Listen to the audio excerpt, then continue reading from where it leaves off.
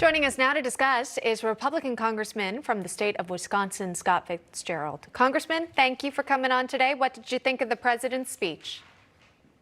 It was outrageous. I mean, the idea that the president would stand in Philadelphia and give such a partisan speech after first promising, after he was elected, to heal the nation and unite the nation. So the hypocrisy is just unbelievable.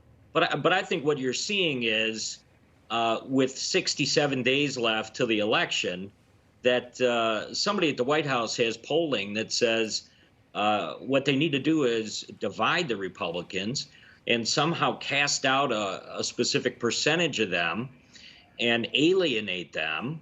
And hopefully they won't show up and vote in the midterms, or, just quite honestly, kind of relay a message that is going to somehow avoid the House flipping. So it's a partisan message. It's a political message.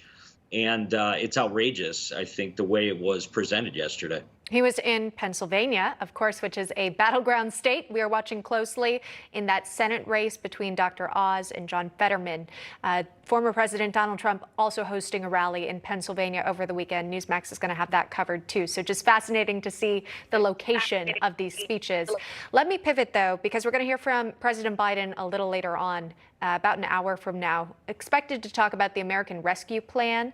As we head into this Labor Day weekend, though, the Wall Street Journal is reporting the labor shortage is stalling small business hiring. For the second month in a row, the National Federation of Independent Business finding lower employment despite firms wanting to hire.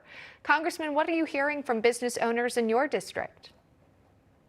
Yeah, on this work break that we're on right now back in the district, done a number of visits with businesses, and the message has been the same. It's really been consistent for the last year and a half, and that is it's just very difficult to find anybody that will come to work. And we're not talking about entry-level wages at this point. We're talking about, in some instances, especially in light manufacturing, anywhere from $20 to $24.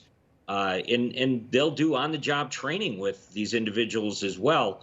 But they just can't find the bodies. They can't get people back into the labor market. And as a result of that, it's had an impact, I think, still on the supply chain.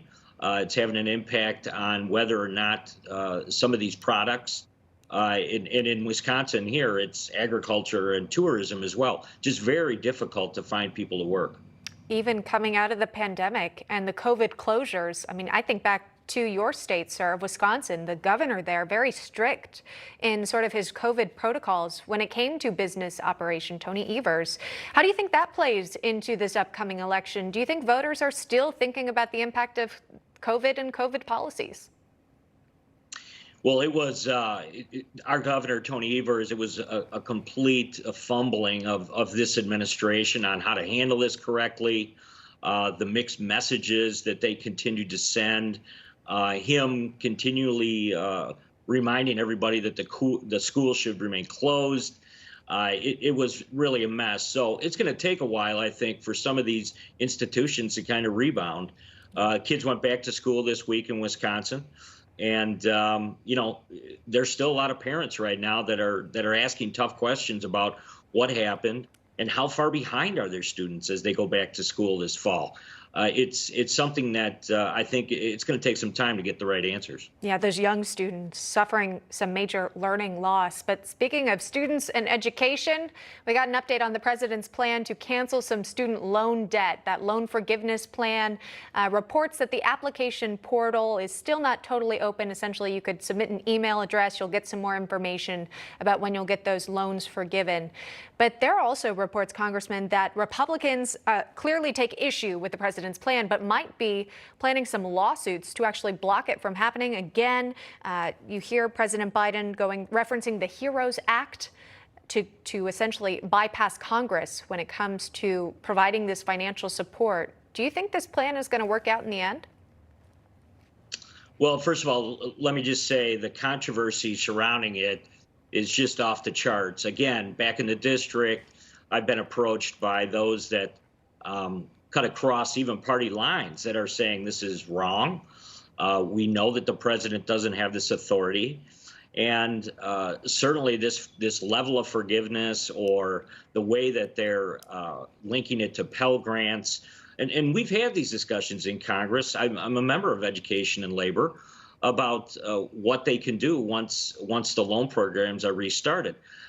This is some. Don't take my word for it. Take Speaker Pelosi's word for it. We all know that this is illegal. So there is the theory now that they're trying to push this beyond the November elections, get this into court.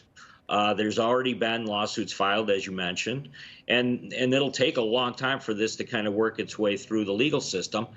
So this may be actually a plan to simply push the entire issue beyond the midterms. I don't doubt that is certainly one of their goals. All right. Well, thank you so much, sir, for joining us this morning. That is Wisconsin Congressman Scott Fitzgerald with his thoughts. We appreciate it. Thanks, Emma. Good to be with you.